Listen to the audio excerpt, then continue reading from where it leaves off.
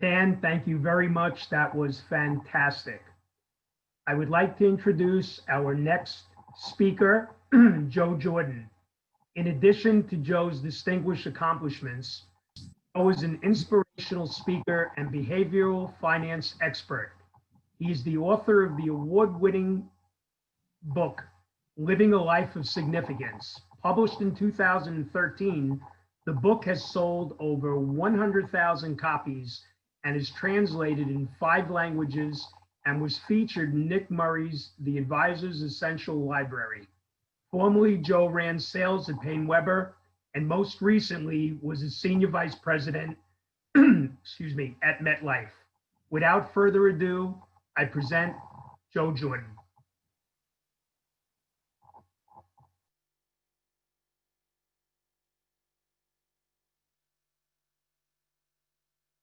Hey, thank you for having me. I want to give a shout out to my good friend Dan Kaplan, who helped make this possible. I also want to shout out to Adam Shefsky and Bob Kinski. They're both from Jackson National. I'm a big fan of their product line for sponsoring, the continuing education credit for all of you. Hey, let me tell you what my goal is today. My goal is to take this business from your head to your heart. But I got to tell you, before I get started, one thing, boy, how the world has changed, huh? Catch this with me. On March 2nd, I had a speech in South Africa, excuse me. On March 6th, I had a speech in New Zealand. On March 10th, I was in the White House. A good friend of mine, General Jack Keane, got the Presidential Medal of Freedom, and he invited me to go there. And then on March 11th, the next day, I wound up being sequestered in my apartment in Manhattan at a time when Manhattan was ground zero for the virus. But you know what? I got to tell you something. I was grateful. I was grateful that I was able to complete my around the world trip, to also go to my first and probably last visit to the White House. And, just think about it. If it was another day, I could have been stuck in New Zealand a week. Maybe none of this would happen.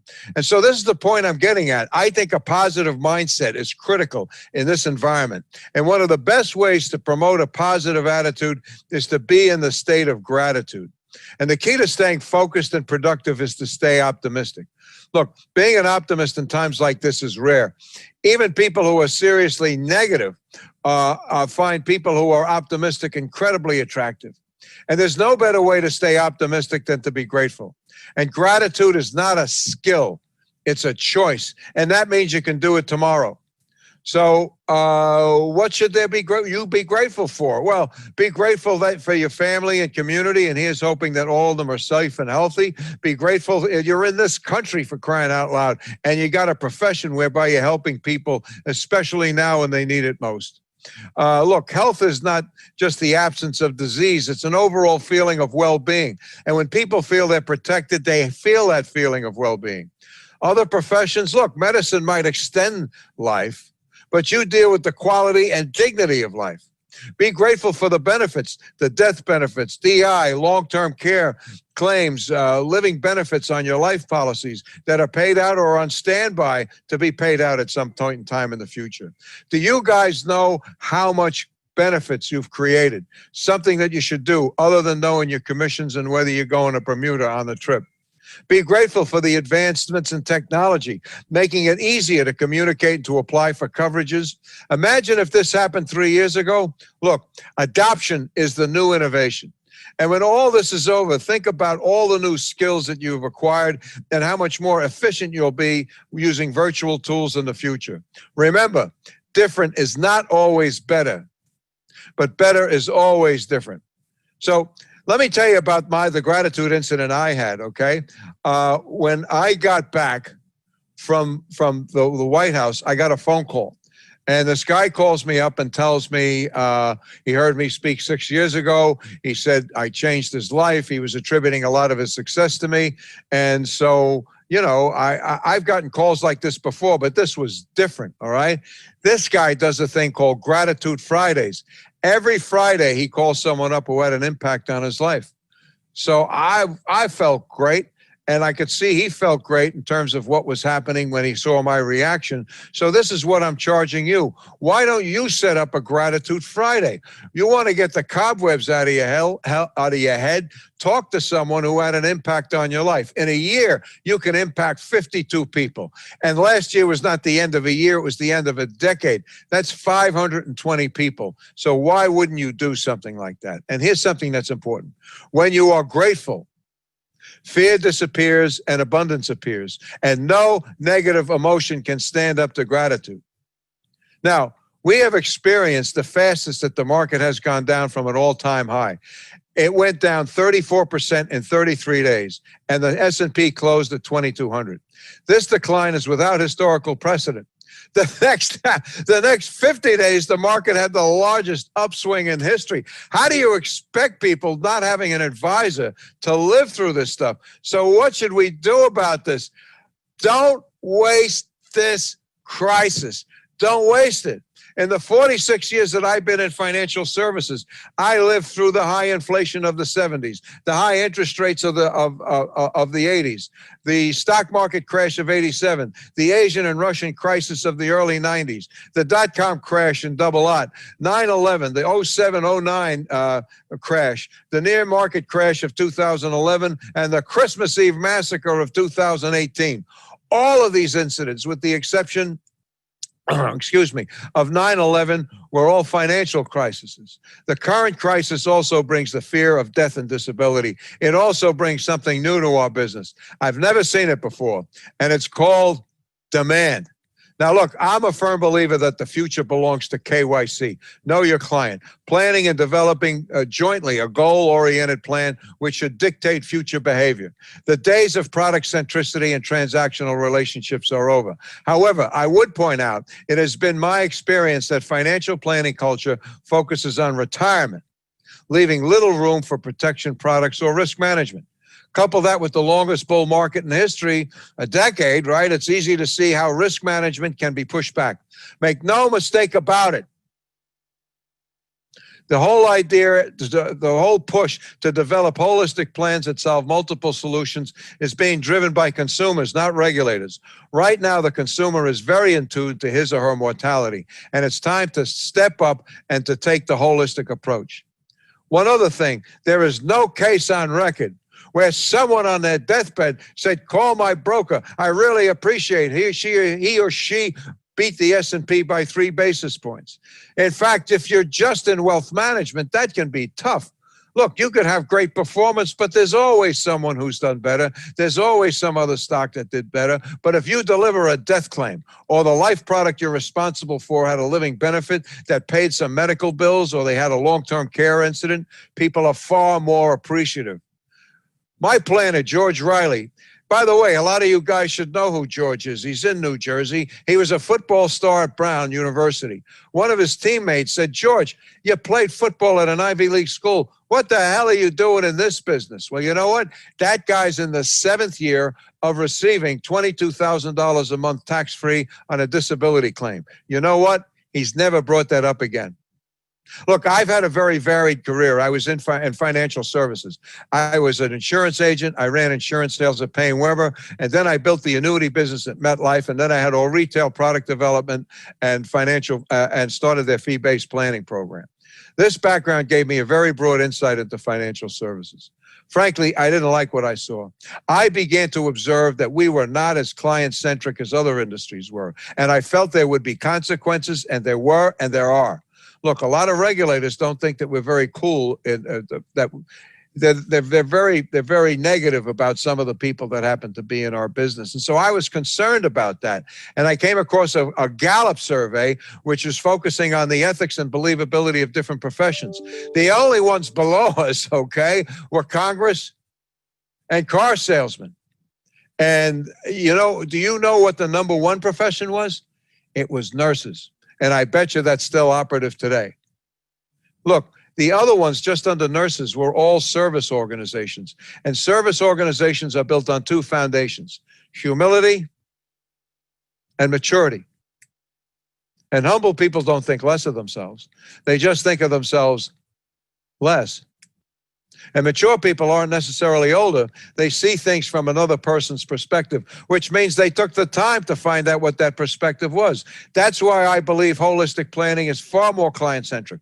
I believe that financial services needs to evolve from a sales culture to a service culture. I also think that's really critical in terms of going forward. Now, as a result of that, I wrote a book. Next slide. It's called Living a Life of Significance. It's a simple compilation of the stories about the lives of clients, of financial professionals, and how they were affected by that relationship. All right, something I don't think we do enough of. We sold 125,000 of them, and it happens to be in 5 languages: Chinese, Spanish, Portuguese, Japanese, and English. Now, whenever I speak to an audience, I always ask them, who here wants to live a significant life? I can't see you, but hopefully you all want to do that. Well, living a life of significance is built on 4 pillars. Next slide. It's belonging, purpose, storytelling, and transcendence. Belonging. With the secularization of society and the rise of social media, the decline of religion and family values, people have never felt more isolated and alone. Yale did a study and found out the more people use Facebook, the worse they feel. Look, nobody posts that the dog died or they had the car blew up or they had a lousy day. No, it's all one idyllic experience after another, which has produced a new phenomenon, FOMO, the fear of missing out. Did you know that the UK has the Ministry of Loneliness? No joke. And that the #1 course in the Stanford Business School is creating relationships. Look, it's others that give our lives meaning and purpose by providing community and connection. Today, people are craving relationships. Dan Buttmuller, a National Geographic Fellow, has stated that isolation kills. He said that a study was done and they found out that the average American about 3 years ago had 1.5 friends. Now they're down, 3 friends, now close friends. Now they're down to 1.5. So that's a major issue. The second one is purpose, and purpose requires a commitment that's greater than what's in it for you. Now, I heard a great definition for purpose, and it came from $1 Million Roundtable, a meeting you should go to every year. And here's the definition. Purpose is not the thing you do. It's the thing that happens inside of others when you do what you do. Notice the emphasis on others. Now, purpose is not goals. Goals are important.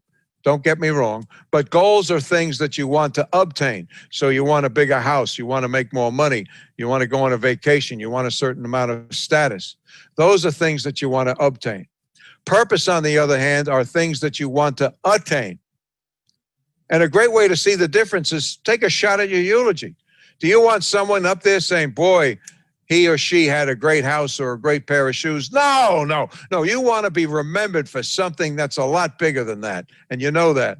Purpose is something that I think you really have to be able to be focused on and deal with that. And let me tell you what I think your unique purpose is. I think your unique purpose is to make certain that the money outlives the people. That the money outlives the people. See, you have to insure against what can go wrong to gain the luxury to invest in what goes right.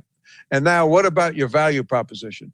The value of the advice you provide and the products you sell is worth far more than what your clients pay for it. Price is only an issue in the absence of value. All right? Now, protection products are always the base of any financial pyramid. The third pillar is storytelling. And the action step here is to regain the lost art of storytelling. All wisdom comes from specific human experiences. Stories create trust and a biological bond that no robo-advisor can do. Stories provide a vicarious experience, which has the ability to change hardcore perspectives that people have. Stories reduce cynicism because they're true. Stories are memorable. In my experience, I bump into people who heard me speak 10 years ago, and they all tell me they remember the stories like they heard them yesterday. People feel first and they rationalize later. Statistics and numbers play a supporting role, not a leading one. Unfortunately, much of financial planning culture deals with the technical. And when talking to someone, don't ask them, hey, what do you think about this? Ask them how they feel about it. And so that's something that I think is really crucial. The other thing is this, is people don't buy products, they buy hope, they buy freedom, they buy status, they buy independence, they buy security, they buy peace of mind, they buy stability and simplicity in financial affairs. These are all intangibles, so don't focus on the numbers all the time. The other tool that we have to acquire is we need to master the metaphor. Now, the definition of a metaphor is a thing regarded as represented or symbolic of something else, especially something abstract. The person who perfected the use of the metaphor in financial services is Warren Buffett. He was asked one time, what are the risks of investing in a raging a bull market, excuse me? He said, a rising tide raises all ships, but when the time goes out, you see you swimming naked. Now, you don't have to have a PhD in economics, right, to get the point. And notice this, it's also funny. And humor and stress can't exist in the same place. And I think we sometimes put a lot of our clients through a lot of stress, so it helps them to relax. Now, I feel so strongly about stories. Next slide. If you click onto this link, I will send you 2 stories a month free for 6 months. My goal, as I said, is twofold. One is I want to make you feel good about what you do, because these stories will certainly do that. And the other is to increase the arsenal of stories that you have. Now, I'm going to sit on this for a minute because I want you to do it. You're saying now, that's a great idea, I better do it. Well, if you don't write it down now, or you don't order it now, you ain't going to do it. And so why would you do that when you can get the stuff free, begin to alter the right mindset that I think we all need to put ourselves into that thing. So having said that, and then the next slide, the fourth pillar is transcendence. And transcendence is just that out-of-body experience you get when you've done something that's really worthwhile for someone else. Now, during all periods of turmoil, you have 2 primary focus. First of all, contact your existing clients, all right? And second of all, this is the time to expand the number of clients you have. So get in touch with your existing clients to show them that you have a concern for them, okay? And this is something that's important. People, you have to take their temperature. You got to see what they're thinking about. And people like to be asked. People like to talk about themselves, and people feel more important because you ask them. Even good clients really get nervous sometimes. So if you hear them say things like, oh, I think the market will crash, or I'm going to lose all my money, or certain political people are in power, and this time is different, I'm afraid I'll be old and broke, or any disaster du jour that they're coming up with, don't at this point come up with some historically correct fact that in your mind assuages their fear. Look, it's impossible to reason with fear. What you need to do is to help them validate their concern by asking them a question like, that's a very natural concern and I can certainly appreciate it, but how do you see this happening? And then just shut up.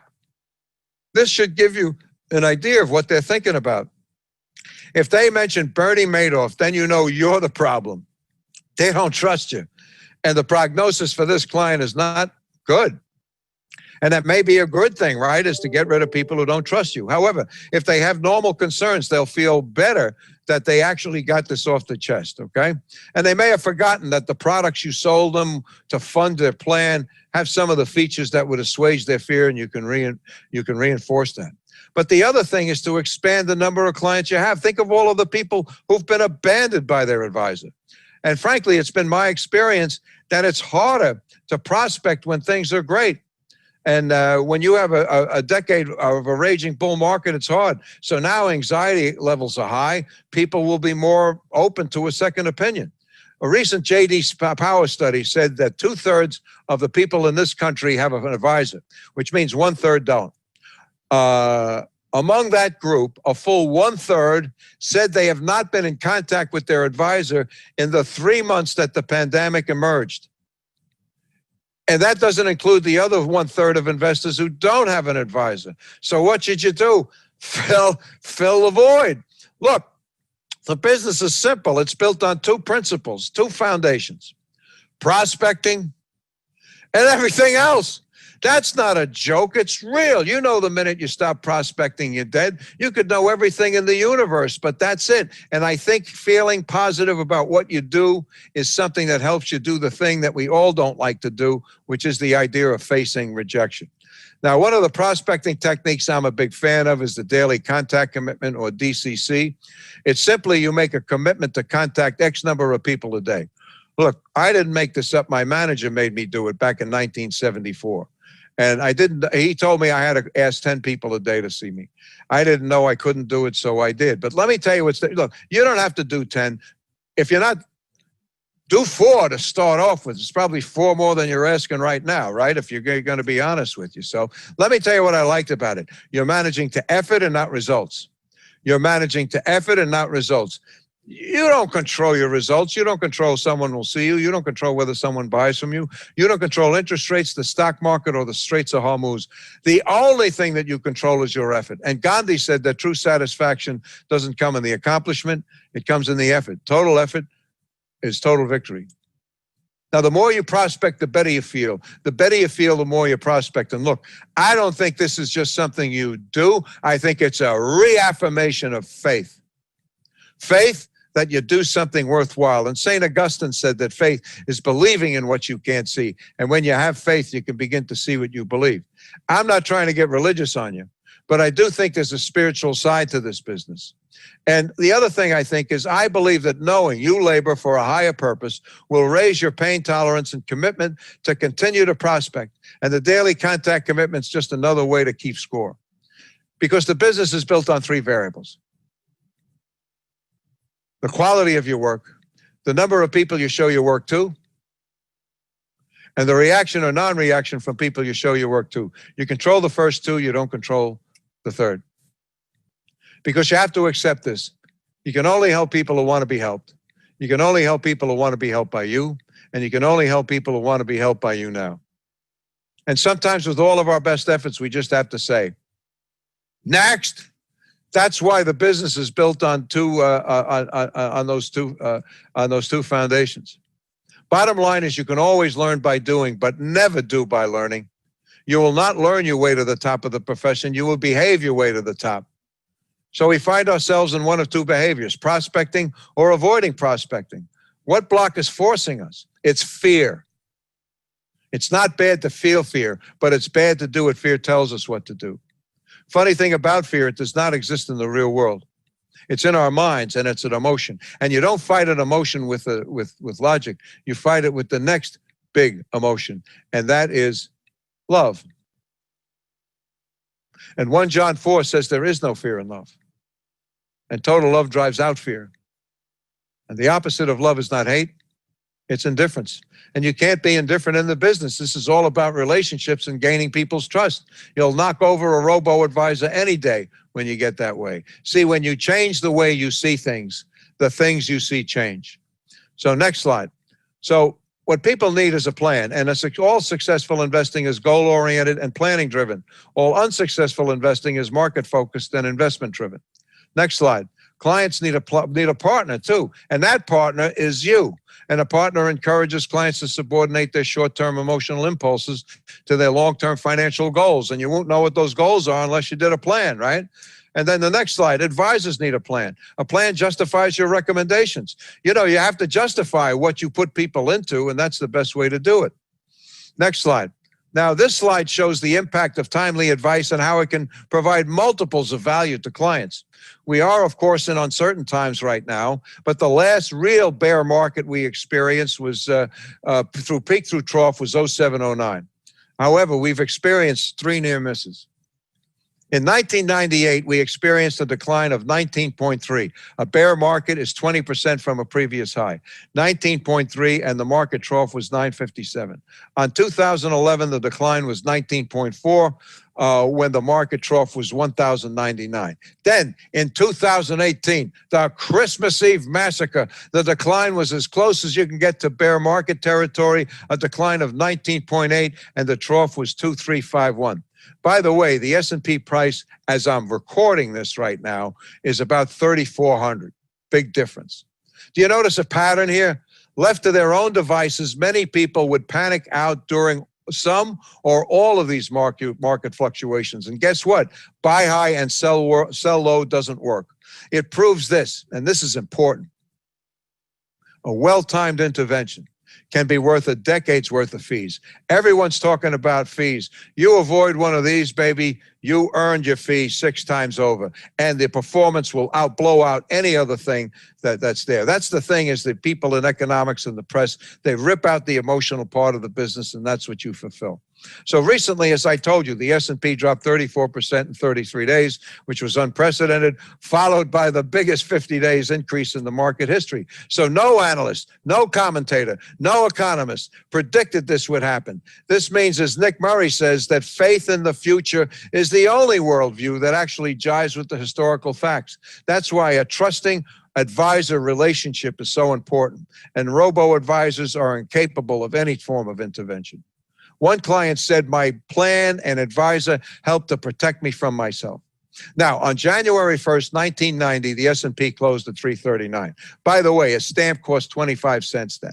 On January 1st, 2020, the S&P closed at 3,278. That's almost 10 times more. And a stamp cost 55 cents, up 2.5, and the market was up 10 times. The reason for showing 30 years is that it's the average length of retirement. It shows that, look, if you have a couple age 62 that doesn't smoke, there's a 50% chance one of them's alive at age 92, which is 30 years. What this shows you is the stock market outperforms all the time, just not every day. But in retirement, income is king. In fact, the whole concept of measuring someone's wealth by the amount of assets is relatively new, and I'll prove it to you. You guys know who Jane Austen was? She was a writer in the early 1800s. She talked about English society, and what she basically said, she wrote a book, Pride and Prejudice, and she was explaining this guy, Mr. Darcy, and said he was very wealthy. The way she described his wealth was not that he had £1 million, but that he got 10,000 a year. The historical perspective on wealth has always been measured by the stability of income. And back then, people were dying in their 40s and 50s. Now they're dying in their 80s and 90s. Going forward, you not only need a lifetime income, you need a lifestyle sustaining income. So 2 products come to mind with me. Jackson National, the folks who are paying for your continuing ed, allows for 100% participation in equities, which means that over time the account value will probably be greater than the income value, meaning that clients could possibly not only get a lifetime guaranteed income that they can't outlive, but perhaps a lifestyle sustaining income by not allowing inflation to decrease the purchasing power of their retirement income. Powerful competitive advantage. The other one is this Lincoln National product, has a product with a private letter ruling allowing for an exclusion allowance with non-qualified money. That exclusion allowance can be substantial, allowing for a portion of the lifetime guaranteed income to be tax-free, sometimes for a long period of time. When you consider what tax rates will look like in the future, Lincoln provides great value. By the way, they also allow 80% in equity investments, which could be good. And the other thing you need to get schooled on is this IRMA thing. I don't have time to go through it, but IRMA stands, I don't have it off the top of my tongue. But one of the things you have to watch over time as we do the right things with Social Security and delay it and what have you, Social Security will probably go away by just paying your Medicare premiums as time goes on. You have to take a look and understand this thing. For people of a certain income level, they're going to charge a lot more for Medicare, and it's going to be really something disruptive. So any form of tax-free income, like what's involved in this type of annuity, is something that's important. Okay. So next slide. So what's the defining issue of the 21st century? Okay. A lot of people, it's one of those 3s. I don't think it's any of them. Next slide. It's the aging population of the world. Look, you don't have to be a demographer to understand that there's the aging population. The whole world is aging except for Africa. Okay. And what that means is that a smaller number of working age population are supporting a fast growing aging dependent population. And when the working age population shrinks, so does revenue. Wages increase, productivity declines. Japan's work hour, for example, have declined 20% from their peak in 1989, and healthcare expenses really soar. Nick Murray says it best when he says yo-yo, meaning you're on your own. No government or corporation can tackle this problem. People have to assume the responsibility of taking care of themselves, which really expands the opportunity of our profession. So be optimistic, for Christ's sake, okay? Next slide. The other thing demographically, which I feel very strongly about, is I think we need to feminize the business, all right? And why is that? Because if creating trust in relationships is the future, women do that instinctively, and it's something you need to do. I have a program. It's an audio and visual program. It's called Life of Significance, A Woman's Perspective. It's 13 vignettes from 12 women talking about their impact on others. Great recruiting tool. Urge you to get it. So, look, I admire what you guys do, and I can think of no greater calling. You have the inside track of evolving from a sales to a service organization, from selling products to establishing relationships and building holistic plans. So, look, I did the research. You know what I found out? Everyone dies. That means you. So if that's the case, then what really matters? What will matter is not what you bought, but what you built. What will matter is not what you got, but what you gave. What will matter is not your success, but your significance. What will matter is not what you learned, but what you taught. What will matter is every act of kindness and or sacrifice that enabled others to emulate your example. What will matter is not your competence, but your character. What will matter in the end is not the number of people you knew, but the number of people who have a lasting fear of loss when you're gone. What will matter is not your memories, but the memories of those who loved you. What will matter in the end is how long you're remembered. By whom and for what? Living a significant life is not something that happens by accident. It's something that happens on purpose. And it's something that you're doing now. And that's what I want you to walk out feeling when you get out of this meeting, to embrace it. Next slide. Now, the last slide is my story. Remember, this slide, I talked about the idea of storytelling, so I'm going to tell you my story. So some of you have heard it, but it's worth listening to again, and think of the impact this has versus talking about numbers, okay? My father was an advisor to Harry Truman when he was president. Oh, that's my mom, by the way. That's Peggy on the left, and that's Marie on the right. I have a brother, but this is about the girls. My father was an advisor to Harry Truman when he was president. We had 3 residences, one in the Bronx, one in Blue Point, Long Island for a summer home, and one in Washington. In 1952, my father cashed in a $100,000 New York life policy to help him buy a apartment building in the Bronx, got killed in a car accident, and my mother woke up with 4 kids. My oldest sister was 12, I was 6 months old, and she had to raise us. Now, you have to understand, this is 1952. My mother was never raised to be a professional person, so no skills. So she had to get a job, and she did. She got it as a secretary at the bartenders local. Not exactly going to the White House for tea. The other thing that happened, the Bronx where we lived was magnificent in the 50s. It wasn't terribly nice in the 70s. The hardest decision my mother had to make was, you see the 2 girls, neither one of them went to college at the appropriate age, even though one of them got a full scholarship. And the reason they couldn't go to college was my mother determined the girls had to go to work to make sure the boys went to college. How do you like that story? And one of them got a full scholarship. So why am I telling you this? This is the way I grew up, and I was in this business since I was 21, and I never talked about it. How stupid can you get? And why didn't I talk about it? I was afraid that using a personal story was unprofessional, because it was all about me, right? How stupid can you get? That's the whole thing. That's what I lived through. Our lives would have been radically different. And so, you know what? I never really had that. So despite this trauma, I just kept going along. And then you know what happened? When I'm in my 50s, I began to recognize, do you know what $100,000 could buy in 1952? You could buy a kick-ass house for $6,000, $7,000. You'd probably sell it for $250,000 in the 80s when the inflation took off. Our lives would have been radically different. See, don't you get it? It's not about the numbers. It's about the consequences of the decisions that people make and the impact on their lives. And that has to be the focus of our business going forward. And damn it, it's not. So I'm not talking something Pollyannic. I'm talking about a mission. I'm talking about a purpose. I'm talking about that's the thing that needs to be in your gut, because that's the thing that's going to give you the guts to go out and to make certain that you make the calls that you don't want to do. So anyway, how did it unravel for me? I walked into a meeting. I was 54 years old at MetLife. I was a senior VP. I wasn't particularly popular in the home office, okay, believe it or not. And someone said, I don't know what he's doing. There was like 50 people there. You know, he's obnoxious. He has to get his own way. He pushes people around. And sometimes he hurts my feelings. So I'm figuring, what the hell am I doing back here, you know? And I wasn't particularly nice to people. And I'm not proud of it, okay? So especially home office people. So I'm sitting there and I said, you know, I get this response a lot. People are wondering, what the hell is wrong with this guy? Why does he react that way? And I finally said, you know what? Why do I do that? You know, and later on I found out, you see, I used to get things done, but I never asked myself why.